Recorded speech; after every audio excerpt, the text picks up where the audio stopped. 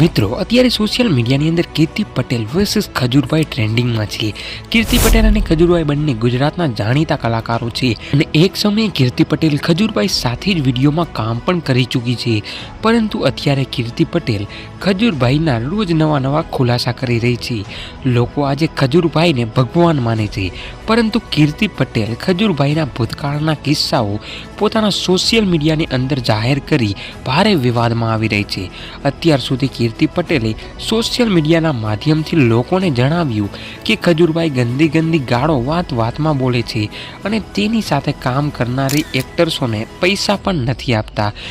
સાથે કીર્તિ પટેલે તે પણ આક્ષેપ કર્યો કે ખજૂરભાઈ તેની સાથે કામ કરનારી છોકરીઓને બ્લેકમેલ કરે છે અને લાખો રૂપિયાનું દાન આવે છે, પરંતુ ખજૂરભાઈ છતું નથી કરતા અને તે પોતે કહે છે કે હું એક પણ રૂપિયાનું દાન નથી લેતો। આટલું જ નહીં, પરંતુ કીર્તિ પટેલે તો ત્યાં સુધી કહી દીધું કે ખજૂરભાઈએ મુંબઈમાં વિધિ નામની છોકરી સાથે પ્રેમ લગ્ન કરી તેની પાસે લાખો રૂપિયા પડાવ્યા અને ખજૂરભાઈને સુરતમાંથી પણ કાઢી મૂકવામાં આવ્યા હતા અને એટલે જ તેમને બારડોલી રહેવા ગયા અને બારડોલીમાં ખજૂરભાઈ અત્યારે જે મકાનમાં રહે છે તે મકાન પણ વિધિ નામની છોકરીના પૈસામાંથી જ બનાવેલું છે।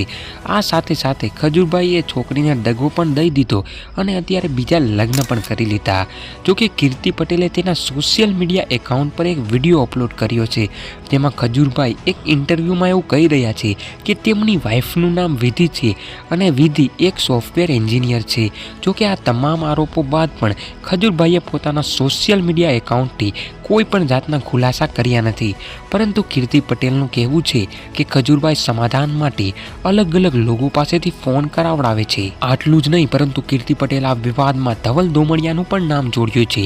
આ સાથે જાણીતા સિંગર કિંજલ દવે, દેવલ મકવાણા જેવા ગુજરાતના ખ્યાતનામ કલાકારોના નામ પણ કીર્તિ પટેલે જોડ્યા છે। કીર્તિ પટેલનું કહેવું છે કે ખજૂરભાઈને યુટ્યુબ ચેનલ ધવલ દોમડિયાએ બનાવી આપી હતી, પરંતુ ખજૂરભાઈ તે ચેનલ ધવલ દોમડિયા પાસેથી ઝડપી લીધી અને ધવલ દોમડિયાને કાઢી મૂક્યા।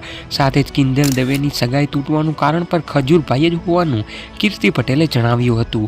આ સાથે જ દેવલ મકવાણાને પણ ખજૂરભાઈએ ખરીદી લીધા હોવાનો આક્ષેપ કર્યો, પરંતુ આના જવાબમાં દેવલ મકવાણાએ પોતાના સોશિયલ મીડિયા એકાઉન્ટથી જણાવ્યું કે હું ખજૂરભાઈ સાથે જ છું અને ખજૂરભાઈએ જ મારા ઓપરેશનનો તમામ ખર્ચો પણ આપ્યો છે અને હું હજુ પણ ખજૂરભાઈની ટીમમાં જ છું। જોકે આટલા વિવાદો બાદ પણ કીર્તિ પટેલ પોતાના ઇન્સ્ટાગ્રામ એકાઉન્ટ પર રોજ અલગ અનેક વિડીયો પોસ્ટ કરી રહી છે।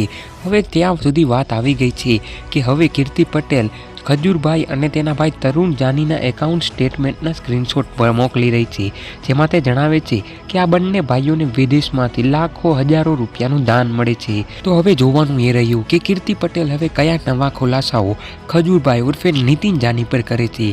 તો તમે કોના સપોર્ટમાં છો, કીર્તિ પટેલ કે પછી ખજૂરભાઈ? કમેન્ટમાં જરૂર જણાવો।